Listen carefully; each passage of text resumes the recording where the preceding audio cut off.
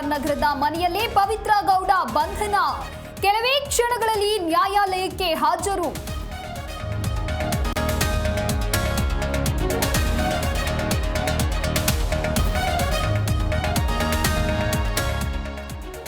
ಕೋರ್ಟ್ಗೆ ಶರಣಾಗಲು ದಾಸನಿಗೆ ಸೂಚನೆ. ಕೆಲವೇ ಕ್ಷಣಗಳಲ್ಲಿ ಪೊಲೀಸರ ವಶಕ್ಕೆ ಡೆವಿಲ್. ಅನ್ನಪೂರ್ಣೇಶ್ವರಿ ನಗರ ಠಾಣೆಯಲ್ಲಿ ಆರೋಪಿಗಳು.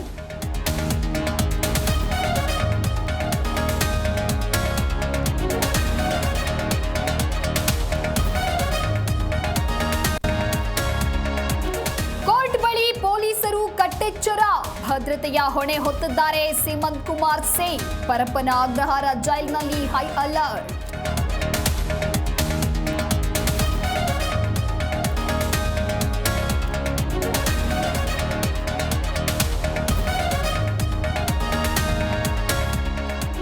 ಸುಪ್ರೀಂ ತೀರ್ಮಾನಕ್ಕೆ ಗೌರವ ನೀಡಬೇಕು. ಏನೇ ನಡೆದ್ರೂ ಕಾನೂನು ಅಡಿಯಲ್ಲೇ ಕ್ರಮ. ಜಾಮೀನು ರದ್ದು ವಿಚಾರಕ್ಕೆ ಎಂಬಿ ಪಾಟೀಲ್ ಹೇಳಿಕೆ.